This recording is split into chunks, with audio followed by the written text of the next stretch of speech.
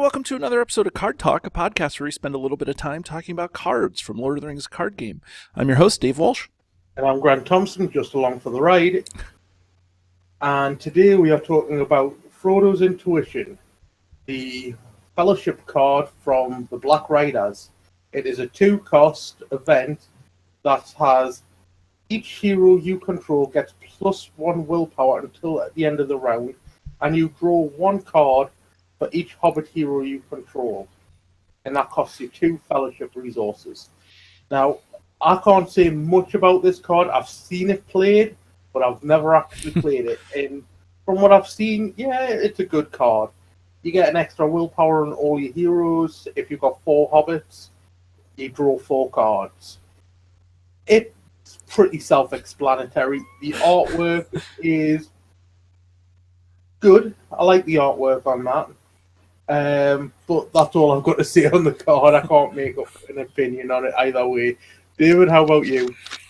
Well, I am currently, actually for the past year, my buddy and I, and it's funny, I'm a little grumpy at this buddy of mine because he doesn't actually subscribe or listen to the podcast, but maybe that's a sign. Anyways, when we started our campaign, we're about halfway through now. It took us a year to get halfway through the campaign. And when it first came out, I put together the kind of the standard Hobbit deck. It's got my own little twist on things, but it's buff up Sam so he's really awesome, and then it's got Tactics Merry and Lord Pippin, but this Frodo's Intuition card immediately made it in my deck. And it's a shame that you can't use it, or there's not a version of this card to be used in the regular card pool.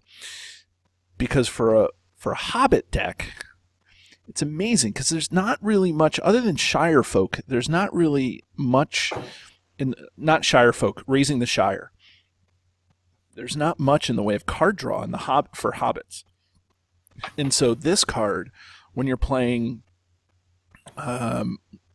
at least when you're playing the scenarios that have Frodo in them, because for those people who don't know, and I'm not trying to give any spoilers, but there's some scenarios at the beginning where you play with Frodo as your fellowship hero, and then there's some scenarios that you play with Aragorn as your fellowship scenario. If you follow the books, you'll understand that they part ways. Right. And so, so those, when you're running a Hobbit deck, this card is even that much better because you get the extra card draw. But even the scenarios where you have a Hobbit, where you have Frodo as your hero, this card is a beast. It just, to be able to draw even just 1 card, it just helps you cycle through your deck to get the consistency you're looking for a lot better. And then to have it with 3, like, this card is crazy good. You're drawing 4 cards. Now, there are certain scenarios where that's bad, but then there's certain scenarios where that is amazing, especially when you're fighting off Saruman. In that scenario, you immediately lose if you have 0 cards in your hand. So this is a really great tech against that scenario. And to get that extra willpower doesn't seem like a lot, but it's a lot of these newer quests, later quests, whatever, like, to be able to precisely control how much willpower you're able to send is very helpful, because if I can save a couple of my allies for attacking and defending and play this card instead, it is well worth it. Now, unless you're running ally Faramir, in which case the more you send the better. Even with ally Faramir, like, you count him, but then you can also control, like, you can still micromanage how much threat you're sending, and that's why you love ally Faramir, right? Definitely. But I will say the downside of this, as I was going to take a sip of my soda, but then I decided not to. The downside of this, there's two downsides. Number one, it's part of the Fellowship Sphere, so you can't play it in the normal card pool. Unless you house rule it. Unless you house rule it, and but you can house rule anything in this game. But the second, and I think the more interesting downside to this, is that those fellowship resources that you generate each round can be used for other things, and that's where you have the decisions to make. And so, whether you want to use the one ring and cancel an event, or cancel a shadow card, or there's a million different things that probably both of those are not one of them, but there's a million different effects. The attachments for the Fellowship, which gives +1 willpower to all heroes or all allies. I can't remember what it does. Yeah, when you spend those Fellowship Sphere resources, you lose out on whatever the campaign mode for the hero is, or whatever the hero has written on their text box. But from a game design point of view, that is amazing, because it provides you choices that you have to make and get right in order to win the game. And that's why I really appreciate it. I appreciate it on a deeper level too. So the card I was thinking of was Fellowship of the Ring. Is that what? That's the one that gives each hero +1 willpower, right, instead of paying the 2 for. And that's an event, right? No, it's an attachment. To who? The Ring Bearer. Okay, right. Okay. We'll get to that card when we hit it. It's from the Road Dark, because people don't know. Okay. And so, how do I want to say this? And I don't mean to dominate the conversation, but kind of beforehand, you were like, I don't really have much to say about this card. And I was like, great, I do. But I think even if you're running not a Hobbit deck, I think it's worth trying to see if this fits into what your deck does. Because that extra willpower, if you're the one with the 4 heroes, the Fellowship hero moves around the board based on who's first player.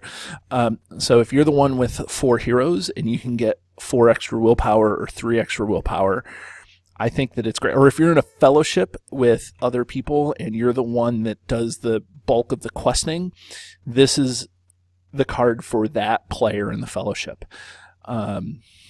Even if you're not running hobbits, I think that this is good. And even if you're not the one that is normally, even if you're not the one that is normally questing, and you can tell the people in your fellowship, listen, I'll quest this time because I can and I want to.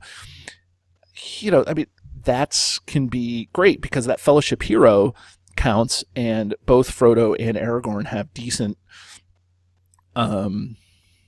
willpower, so sending them to the quest is not a horrible decision, plus whatever heroes you have. I don't know.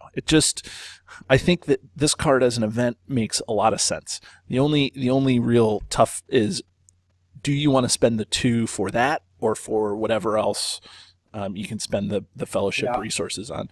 But there's times when you can do it, and it's like, great, this is perfect. So it saved my bacon a couple of times.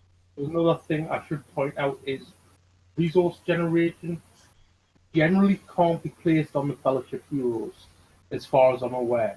Yeah, I think so far, and I'm trying not to spoil the rest of the scenarios, although I've heard about all of them at this point.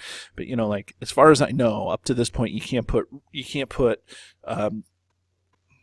Steward of Gondor onto Frodo to generate extra resources. Yeah, I think you can't do that, and I think the same ruling was said for Resourceful as well. Yeah, it's cannot gain resources through player card effects. Yeah. So you can put it on Resourceful. You can put Resourceful on them, but you can't gain the resource. Yeah. So if you want to put Steward of Gondor on Frodo, you can. He'll gain the Gondor trait, but he won't be able to generate the resource. Which is a stupid way to give him the Gondor trait. Yeah. But I think we've said all we can about. Other cards, just really quick, like if you have a tactics and you're running hobbits and you have halfling determination, that all of a sudden makes whoever you're questing with really beefy quester. Like halfling determination, not the subject of this, but if you can do because they're both events, right? Halfling determination and Frodo's Intuition here are events. So you can take one hobbit and give him +3 with those two cards. Plus, you can give the rest of your hobbits +1 that are heroes. Like, I don't know. I'm really high on this card for what it is. Although it's really nichey because you can only use it during the campaigns. So, yeah. I mean, so how high can we actually rate this guy? Well, taken from campaign side, you can rate it quite high. Taken from overall, that's your decision. Well, should we ring this guy officially then? Yeah, let's officially ring it. Okay, so for I'll anybody... let you go first. Oh, you're going to let me go first. So anybody who has not seen the show before, we have a highly scientific yet arbitrary system where we ring each card on a scale from 1 to 10, where 1 is the best card in the card pool, and 10 is the worst card ever, should go in the trash bin. And so when I look at this card, I really love it for what it is in that sphere. And for the campaigns. And so the knock on it is not its own fault. It's not unplayable because of what it is. It's unplayable. It's not unplayable for what it does. It's unplayable for what it is. It's in the Fellowship sphere, so you can't play it anywhere else. So I have to, So here's what I'll say. Keeping in mind that this card is only used for going through the campaigns, I think that it still deserves a 4 because I think it's good. It helps you control questing, which you need to do in a lot of cases. And when you're running a hobbit deck, it makes it that much better, but it's still pretty good when you're not running a hobbit deck. So what do you think, Grant? I'm going to give it a 5. And that's why I had to go first, right? Because you wanted to see what I was going to do so you could go 1 above me. No, I'd actually put in, if you aren't aware, David and I keep a rating of what all was said, and I'd already put in my rating for this card before David had asked. You can say that, but I don't believe it. Could have checked it beforehand. I have it open. But no, I rate 5 because of the fact that I personally don't use Fellowship cards. I've seen them played, I've seen them be used, but me personally, I don't tend to use them. My deck is generally filled up with other stuff that I can play all around, not just for when I have, say, the Fellowship hero or the Baggins hero from the Hobbit trait, or whatever new one that they're going to pull out in the next 5 years or so. Who knows what's going to happen, but no, generally, I'm going to rate it a 5. I like the idea about it. I like the artwork. I like the essence of the card. But because of the fact that I don't play it, I'm rating it a 5. Okay. Well, join us next time as we talk about more cards from the card game. Have a great day. And if you're interested in finding this or any of our back episodes of Card Talk, feel free to search YouTube where you can find our flagship video episodes with the username Card Talk 2018. Or you can search the RSS feed, cardtalk2018.libsyn.org, for our extended audio versions of our podcast. Or you can find us on Facebook at Card Talk 2018. And if you have any questions for Grant or myself or for both of us, feel free to email us at cardtalk2018@gmail.com.